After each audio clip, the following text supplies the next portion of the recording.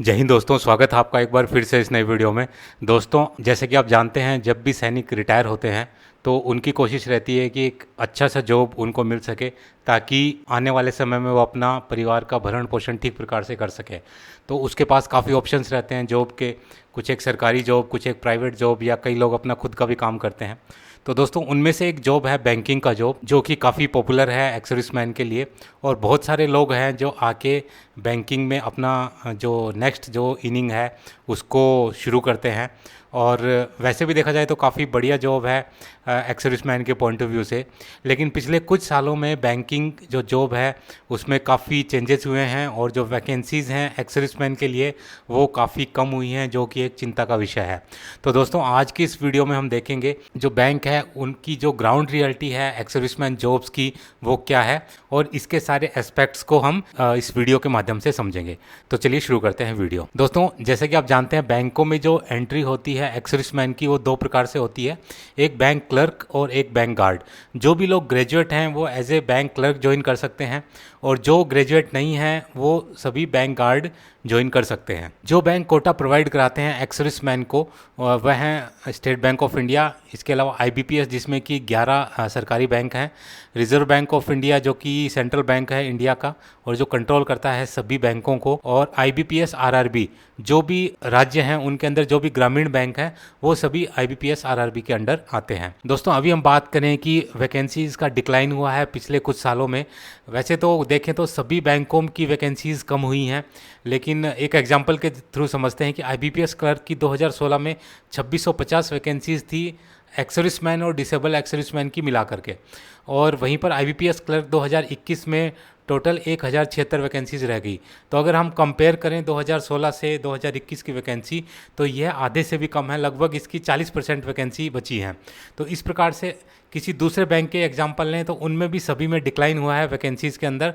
तो ex serviceman की vacancy सभी बैंकों में पिछले 4-5 सालों में काफ़ी कम हुई है। इसी प्रकार से बात करें गार्ड की वैकेंसीज़ की, तो आपने देखा होगा पिछले कुछ सालों में गार्ड की वैकेंसी निकली नहीं है, और अगर निकली भी हैं तो वो काफ़ी कम मात्रा में निकली हैं। तो दोस्तों, अभी हम समझेंगे कि ये जो वैकेंसीज़ का डिक्लाइन हो रहा है इसके मेन रीज़न क्या हैं और इसका आने वाले समय में क्या प्रभाव पड़ेगा। क्या आने वाले समय में वैकेंसियाँ बढ़ेंगी या आने वाले समय में वैकेंसीज़ और घटेंगी। तो पिछले कुछ सालों में जो वैकेंसीज़ कम हुई हैं उनका एक मेन कारण है मर्जर ऑफ बैंक्स। जैसा आपने देखा होगा कि जो एसबीआई को हटा के टोटल 17 सरकारी बैंक थे, जिनकी संख्या अभी 11 हो गई है, यानी कि 10 जो बैंक हैं वो उनको मिला के 4 कर दिया गया है। तो जैसे बैंक मर्ज होता है तो उन बैंकों की जो ब्रांचेज हैं वो एक दूसरे में मर्ज होने के कारण वो ब्रांचेज कम हो जाती हैं, और ब्रांचेज कम हो जाती हैं तो जो मैन पावर की रिक्वायरमेंट है वो भी कम हो जाती है। तो इस वजह से जो लोग डिस्चार्ज जाते हैं उनकी जगह पे जो नया स्टाफ है वो उस मात्रा में भर्ती नहीं हो पाता है, क्योंकि ब्रांचों की संख्या कम हो चुकी है। दोस्तों, दूसरा इसका एक मेन रीज़न है कॉस्ट कटिंग।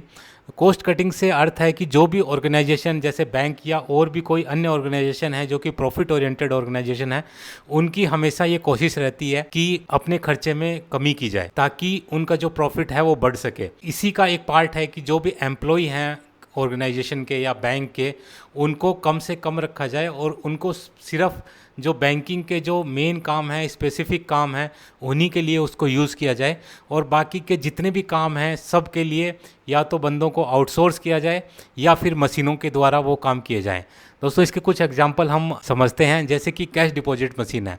तो कैश डिपॉजिट मशीन में लोग अपना कैश ले जाके डिपॉजिट कराते हैं, तो इसके लिए उनको ब्रांच में विजिट करने की ज़रूरत नहीं पड़ती, जिस वजह से जो ब्रांच का काम है वो मशीनों के थ्रू हो रहा है। इसी का एक नेक्स्ट पार्ट अभी जो लेटेस्ट है, बहुत सारे बैंक्स और फाइनेंशियल इंस्टीट्यूशंस ने प्री अप्रूव्ड पर्सनल लोन यानी कि पीएपीएल शुरू किए हैं, जिसमें कि वो आपकी प्रोफाइल के हिसाब से आपको लोन ऑफ़र करते हैं मोबाइल के ऊपर, और अगर आप वो लोन लेना चाहते हैं तो सिंपल 4-5 क्लिक के द्वारा आप उस लोन को अवेल कर सकते हैं। वो सारा पैसा आपके अकाउंट में आ जाता है और आप उस लोन को बिना किसी डॉक्यूमेंट को साइन किए या बिना किसी ब्रांच विजिट किए उसको अवेल कर सकते हैं।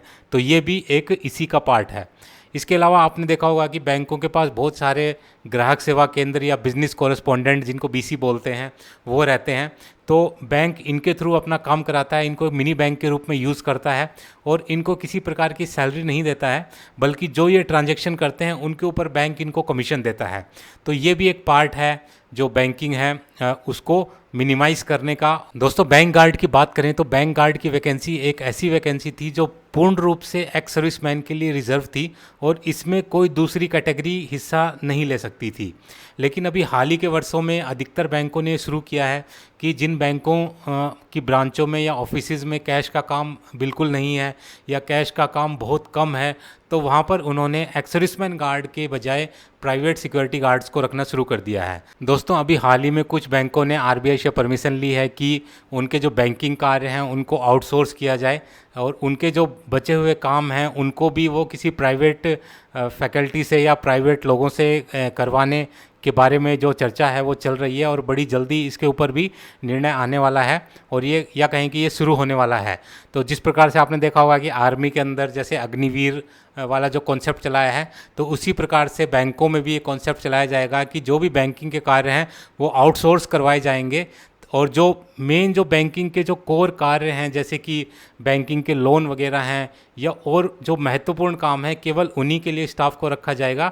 तो इस प्रकार से आने वाले समय में और स्टाफ की कमी होने की संभावना है। दोस्तों, अभी ये सवाल उठता है कि ये जो प्रॉब्लम है ये इसको सॉल्व कैसे किया जाए या इसके बारे में क्या किया जा सकता है।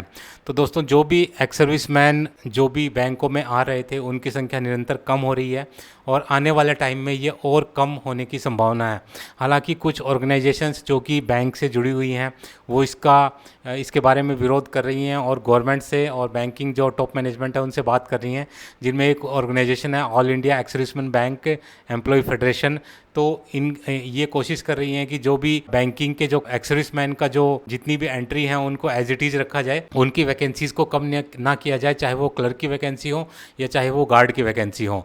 बट इसके अलावा भी जितनी भी एक्स सर्विसमैन की यूनियन है उन सभी को इसमें कोशिश करनी चाहिए और इस इशू को ज़रूर जहाँ तक हो सके उनके लेवल पे ज़रूर उठाना चाहिए, क्योंकि अगर ऐसा ही चलता रहा तो आने वाले टाइम में जो एक रिप्रेजेंटेशन है एक्स सर्विसमैन का बैंकों के अंदर वो और कम हो जाएगा और ये काफ़ी चिंता का विषय है, क्योंकि ऑलरेडी एक्स सर्विसमैन की वैकेंसीज़ बहुत कम हैं। अगर देखा जाए तो टोटल जितने एक्स सर्विसमैन रिटायर होते हैं ऑन एंड एवरेज लगभग 50 से 60 हज़ार लोग पर ईयर रिटायर होते हैं, जिनमें से 15 से 20% लोग ही जो परमानेंट जॉब जिसको कहें या गवर्नमेंट जॉब कहें वो उनको मिलता है। बाकी के जितने भी 80% लोग हैं उनको कोई दूसरे जॉब करने पड़ते हैं या प्राइवेट जॉब करने पड़ते हैं।